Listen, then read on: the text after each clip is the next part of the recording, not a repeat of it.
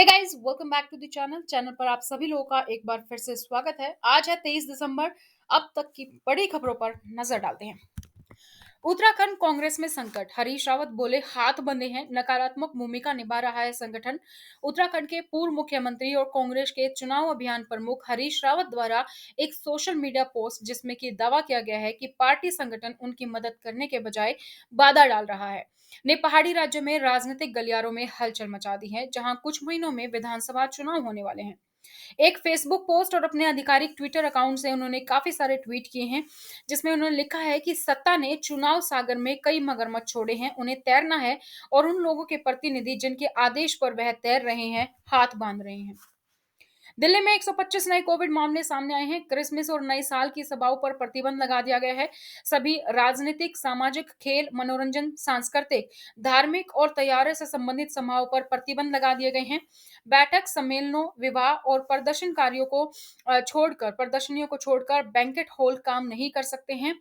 SOP का सख्ती से पालन करने पर स्कूल और कॉलेज संचालित किए जा सकते हैं।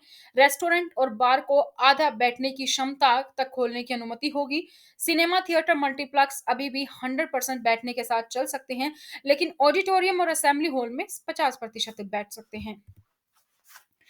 अयोध्या में भूमि सौदों पर चर्चा के लिए विपक्ष के आह्वान के बीच राज्यसभा अनिश्चितकाल के लिए स्थगित कर दी गई है। कांग्रेस सांसद और विपक्ष के नेता मल्लिकार्जुन खड़गे द्वारा चर्चा के लिए बुलाए जाने के बीच बुधवार को राज्यसभा को अनिश्चितकाल के लिए स्थगित कर दिया गया है।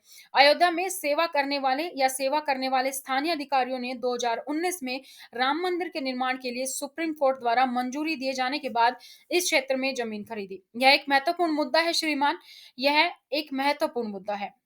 आपने द इंडियन एक्सप्रेस में देखा होगा कि अयोध्या में विधायक, मेयर, कमिश्नर, एसडीएम, डीआईजी और अधिकारियों के रिश्तेदार खड़गे ने एक अखबार की प्रति देते हुए कहा, जो कि इंडियन एक्सप्रेस न्यूज़पेपर की थी। हालांकि उनके अनुरोध को अस्वीकार कर दिया गया, क्योंकि अध्यक्ष वेंकैया नायडू ने कहा कि एक समाचार पत्र को पढ़ा नहीं जा सकता और पूर्व सूचना दी जानी चाहिए थी। डिंपल यादव को कोविड पॉजिटिव हो गई है। डिंपल यादव, यूपी चुनाव से पहले अखिलेश को झटका। समाजवादी पार्टी की नेता और पूर्व सांसद डिंपल यादव ने को बुधवार को कोविड पाया गया है। उनकी बेटी ने भी वायरस के लिए पॉजिटिव टेस्ट पाया है। डिंपल यादव ने ट्वीट पर लिखा है कि वे पूरी तरीके से टीकाकृत हैं और स्पर्शोन्मुख हैं। उन्होंने ट्वीट किया है कि मेरे कोविड-19 के लिए पॉजिटिव टेस्ट आया है। मुझे अपनी तरह से पूरा टीका लगाया गया है, कोई लक्षण नहीं दिखाई दे रहा है। अपनी और दूसरों की सुरक्षा के लिए मैंने खुद को अलग कर लिया है। जो लोग मुझसे हाल ही में मिले हैं, उनसे अनुरोध है कि वो जल्दी से अपना टेस्ट करवा लें। ओमिक्रॉन के आने के बाद दिल्ली के ने 6 महीनों में संक्रमणों में दैनिक वृद्धि की सबसे बड़ी रिपोर्ट दर्ज की है। दिल्ली ने बुधवार को पिछले 24 घंटों में 125 नए मामले सामने आए हैं, जो कि 6 महीने में सबसे बड़ा एक दिन का उछाल देखने को मिला है। केंद्रीय बजट, निर्मला सीतारमण के सामने मुश्किल विकल्प है। 2022-23 के लिए केंद्रीय बजट 5 राज्यों गोवा, उत्तराखंड, मणिपुर, पंजाब और उत्तर प्रदेश के चुनाव के ठीक पहले तैयार किया जाएगा। इनमें से उत्तर प्रदेश राज्य सत्ताधारी दल के लिए इतना महत्वपूर्ण है कि मॉर्गन स्टैनली ने भी अपना हालिया भारत इक्विटी रणनीति वोट में यह कहने के लिए प्रेरित किया कि अगले साल सबसे महत्वपूर्ण राज्य चुनाव उत्तर प्रदेश में हो सकता है। उस चुनाव में एक झटका नीति की गति को खबरों में डाल सकता है और सरकारी नीति हमारे आशावाद का प्रमुख स्रोत है। कम से कम एक प्रतिकूल चुनाव परिणाम अस्थिरता पैदा करेगा। महाराष्ट्र एसएससी और एचएससी डेट शीट आ चुकी है। आप देख सकते हैं डेट शीट महा ए- महा एसएससी बोर्ड डॉट इन की वेबसाइट पर। यहाँ पर आप कंप्लीट इंफॉर्मेशन देख पाएंगे। 10वीं और 12वीं का टाइम टेबल आपको पता लग जाएगा। परीक्षा मार्च और अप्रैल 2022 में आयोजित की जाएगी। एसएससी परीक्षा मार्च में आयोजित की जाएगी 15 से 4 अप्रैल, और एचएससी परीक्षा 4 से 22 मार्च तक आयोजित की जाएगी। बंद रहेंगे महाराष्ट्र के स्कूल। ओमिक्रॉन के बढ़ते मामलों और स्कूलों को फिर से बंद करने पर वर्षा गायकवाड़ ने कहा है कि महाराष्ट्र के स्कूल शिक्षा मंत्री हैं वर्षा गायकवाड़, उन्होंने फिर से स्कूलों को बंद करने की संभावना का संकेत दिया है। ओमिक्रॉन मामले के खतरे पर बोलते हुए उन्होंने कहा कि सरकार बड़ी नजर रखी हुई है, स्कूलों को बंद करने का फैसला कर सकती है। दिल्ली और महाराष्ट्र इस पर हैं। देश में ओमिक्रॉन मामलों की सूची में सबसे ऊपर राज्य में 213 मामलों में से कुल 54 मामले महाराष्ट्र में हैं। वैक्सीन सर्टिफिकेट नहीं तो सैलरी नहीं, पंजाब ने सरकारी कर्मचारियों से कहा है ये। राज्य सरकार ने एक बयान जारी किया है कि पंजाब सरकार के कर्मचारियों को उनका वेतन नहीं मिलेगा यदि वो अपना टीकाकरण प्रमाण पत्र नहीं देंगे। किसी को पूरी तरीके से टीका लगाया जा सकता है या एक खुराक भी ली है लेकिन उन्हें अपना वेतन चाहिए, तो पंजाब सरकार के जॉब पोर्टल पर आपको अपना वैक्सीन का सर्टिफिकेट अपलोड करना होगा, चाहे एक डोज लगी हो या दो।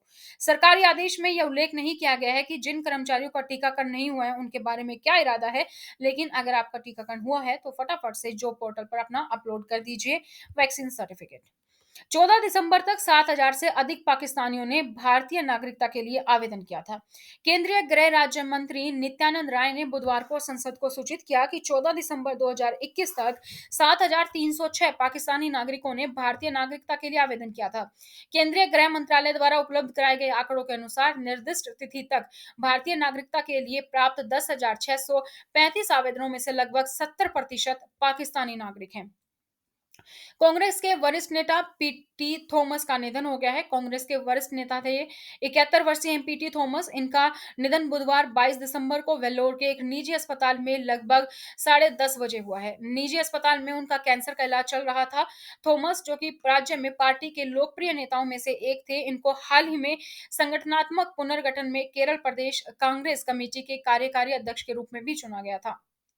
बीइंग अदर यूपी कर्नाटक में धर्मांतरण विरोधी बिल बढ़ने पर विरोध हो रहा है। धार्मिक अल्पसंख्यकों को निशाना बनाने के लिए इसके संभावित दुरुपयोग पर विपक्ष और ईसाई नेताओं द्वारा उठाई गई चिंताओं के बावजूद विवादास्पद धर्मांतरण विरोधी विधेयक मंगलवार को कर्नाटक विधानसभा में पेश किया गया। बिल के पेश होने के बाद बेंगलुरु में संगठनों के एक समूह द्वारा एक नया विरोध प्रदर्शन किया गया और इसमें बेंगलुरु के आर्क बिशप पीटर मचाडो ने भाग लिया, जिन्होंने बिल का विरोध बहुत स्पष्ट कर दिया है। टूटी हड्डियां बेहतर। गुड़गांव की महिला ने ऑटो से छलांग लगाई है और ट्विटर पर ड्राइवर द्वारा अपहरण की बोली के बारे में भी बताया है। एक ट्विटर थ्रेड उन्होंने चलाई है, ट्विटर पर पोस्ट की है कि गुड़गांव की एक महिला ने एक ऑटो रिक्शा से कूदने की अपनी आप बीती सुनाई है, जब चालक ने जानबूझकर एक अपरिचित मार्ग की ओर गलत मोड़ लिया और उसके विरोध के बावजूद उस पर जारी रखा। महिला, जो अपने ट्विटर बायो में खुद को संचार विशेषज्ञ बताती है, उन्होंने आरोप लगाया है कि ड्राइवर ने उसका अपहरण करने का प्रयास किया। उसने आरोप लगाया कि ऑटो रिक्शा चालक ने कोई जवाब नहीं दिया जब उसने उसके गलत मोड़ लेने पर आपत्ति जताई।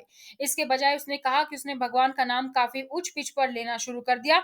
निष्ठा के रूप में पहचानी जाने वाली महिला ने अब उसने आदमी को 8 से 10 बार मारा, लेकिन उसने उसे अनदेखा करना जारी रखा। संसद शीतकालीन स्तर दोनों सदनों के में 48 घंटे की चर्चा के बाद 10 विधेयक पारित हुए हैं। संसद के शीतकालीन स्तर में मंगलवार 21 दिसंबर तक 12 नए विधेयक पेश किए गए, जिसमें से 10 विधेयक पारित हुए, जिसमें 2 पिछले सत्र में पेश किए गए थे।